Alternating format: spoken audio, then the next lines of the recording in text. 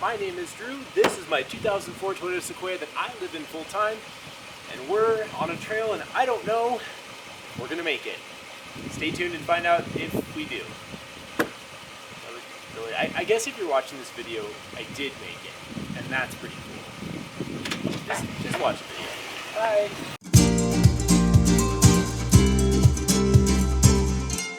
Hello people of the world watching car and camping content on the internet. My name is Drew, this is the 4 Wheel Drew channel, and I am in Moab, Utah today. And it's the beginning of monsoon season. It just rained a lot over the past 24 hours in Moab, Utah. There are mudslides everywhere, there's water everywhere. So I am doing part of one of my favorite trails today. Shouldn't be too difficult, but I'm interested to see if I can actually make it to the end. I am driving to Hurrah Pass today. We're gonna see if there's mud. It's a pretty well-graded road with lots of established campgrounds along the way.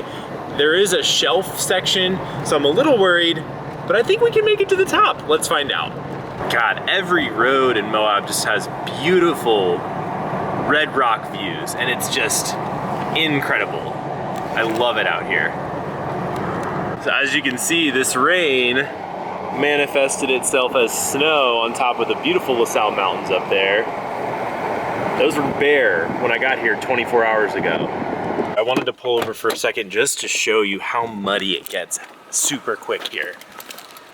So I think the area only got like a couple inches of rain, and this road is just red and slicked with mud that's starting to harden. Fortunately, that's good for us. That means we'll get more traction, but like, that's what we're gonna be driving through.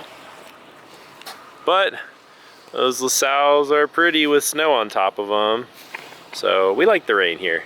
Also, this is my shameless plug. If you have not been to Moab, Utah, and you love being outdoors, or if you don't like the desert at all, like I never understood the desert. I respected it, but I never understood it. I never enjoyed it until I came and I saw this. I mean, just look at that. I mean, how can you not appreciate this? You know, like, this is insane. Okay, so we're driving down Cane Creek Drive. That's how you get to Hurrah Pass, which, if you're a Moab nerd, it leads to Chicken Corners. It's one of the easier, nice, super scenic trails that almost any all-wheel drive high clearance vehicle can do, depending on the weather. If it hasn't rained in a while and you're not dealing with mud, just about any all-wheel drive Subaru can make it to Hurrah Pass, I'd say. Getting past Hurrah Pass all the way to Chicken Corners, that's where things can get a little dicey, and I definitely recommend an actual 4x4 vehicle like mine, like my beautiful Toyota Sequoia. But with that said, we're also not taking any chances today. I don't have mud tires, I'm all by myself, I don't have any lockers, and all I have is a dog with me with no opposable thumbs. As Cane Creek Circle gets muddier and muddier, I just want to give you a heads up, viewer watching at home. If things get too dicey, we're turning around. This isn't gonna be one of those fun videos where I get stuck and you're gonna see me doing something crazy and winching myself out. I don't have a winch, so we're definitely not doing anything too crazy. One thing I've really gained an appreciation for exploring the desert surrounding Moab is just how much the desert evolves over multiple years with different rains that come through. I mean, trails can be completely different depending on the time of year and the current weather conditions, and just how all the sand and rock has shifted and shaped the trails, and I think that that's pretty cool. Whenever you go to Moab, even if you've done a trail before, go do it again, because I guarantee you it's gonna be just a little different, and that makes for a pretty interesting ride. I'm sure you've heard of the tension surrounding the Cane Creek development. This all used to be public land, and somehow it will be developed into housing. Your public land turned into houses, sold for a profit. I'm just letting you know. I'm not telling you how to think or what to think about that, but it happens. All of this was public land, and all of this will be turned into homes. Here's a sign up here. The Cane Creek Campground, which is now closed, and there are now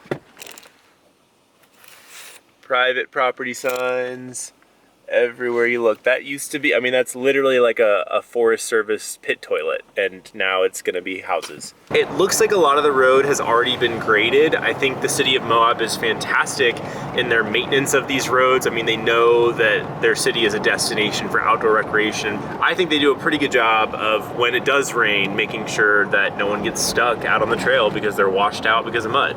This is a good example. Like, yeah, the road is muddy, but also clearly someone has come through here and pushed all that to the side with some sort of machine to make sure that this road is passable.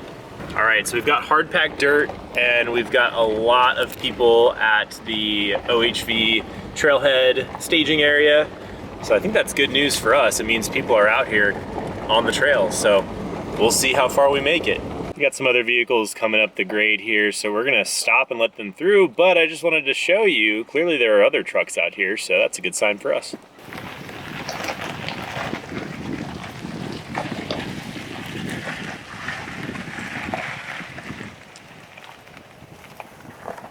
We got a Camry, or not a Camry, I got a Civic.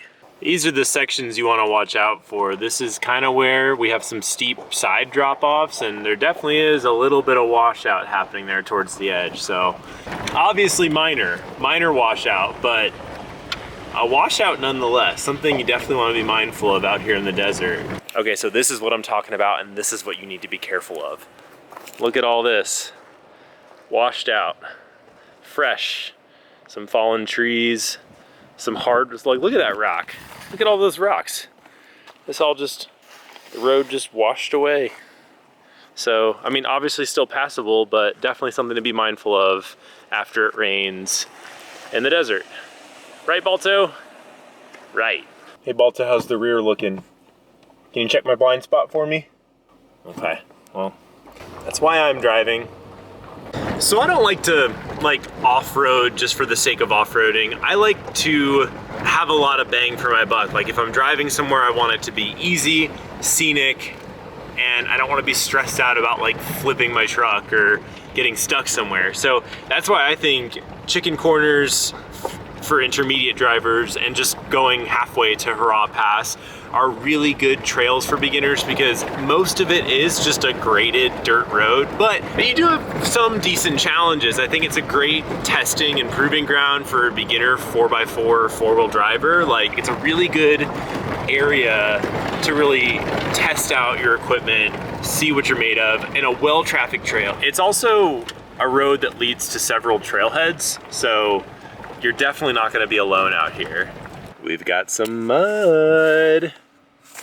Do I drive through it?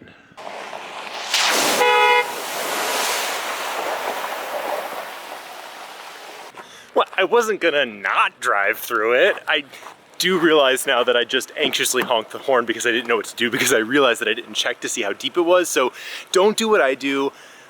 Just enjoy the video, and like, maybe if you're gonna do a mud crossing, like, check and see how deep it is first, and don't freak out and don't honk your horn for no reason, because what would that have done? That wouldn't have saved me out here. That was stupid. That was very stupid. Also, did you see that puff of white smoke after? That was absolutely just a bunch of like cold, muddy water throwing itself onto every hot metal piece of my undercarriage. So that's great. Like, that's probably warping metal or warping brake rotors or something. So do as I say, not as I do. It's getting a little muddier, but nothing a Subi can't handle, or like, I don't know, maybe a 2004 Toyota Sequoia with a check engine light on because it just has a bad catalytic converter, so the traction control turns off because Toyota is dumb and they turn their traction control off whenever there's a check engine light. Oh, it's getting a little rougher. Hurrah Pass is easy so far. All right, we got some more road washout. We got some standing water on the side of the road, but you know, again, case in point, super chill. Okay, so the road's pretty much all dirt and mud now, and we just got to the one creek crossing to get to Hurrah Pass, and it's pretty deep. You know, it's dry at times, it's completely dry, and usually it's just a little puddle, but I mean, this is, I don't know what I'm about to get myself into, so just out of an abundance of caution, I am gonna air down right here just a little bit. I'm not doing anything crazy, probably just like 20, 25, because I do just wanna get back home without having to air back up. So we're gonna do that now, and then we're gonna keep going. And to anyone who tells you that you need like fancy air down, air up equipment, you literally just need a tire pressure gauge. It has a little nub on the back, and that's how you deflate your tires. It's really not hard, but people will tell you that you need to spend thousands of dollars on an air system and compressors and like hoses that you can air down and air up with all 4 tires at the same time. No, you just need this. Really, watch. Ooh, and then, oh my God, how do I know what pressure it is? Whoa, look at that. Crap, does anyone know what this plant is? I'm trying to zoom in on, like, the leaves are just all spikes. Like, it's just all thorns and it hurts. I just leaned on it and it hurts so bad.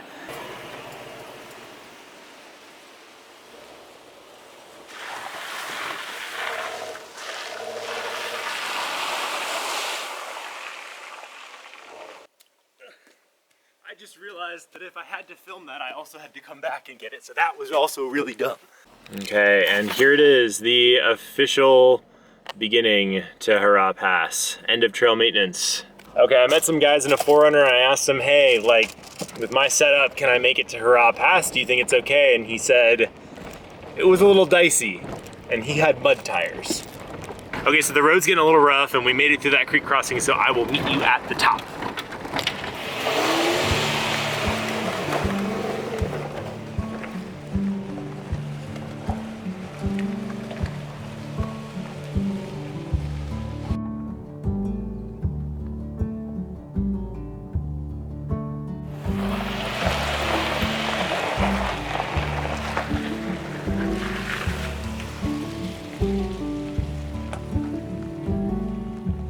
Okay, revised sentiment on is Hurrah Pass Subaruable? After rain, I don't know. I don't know. I'm very happy that I had 4Low, and I'm very happy that I have a center locker, and I'm very happy that I have all-terrain tires that I can deflate. So use that information for what you will. I'm not a trail expert, but the view, if you do make it up here, is absolutely worth it at sunset. And as always, adventure is for everyone. If I can do it, so can you. Thanks for watching, guys. I'll see you in the next one. Wow.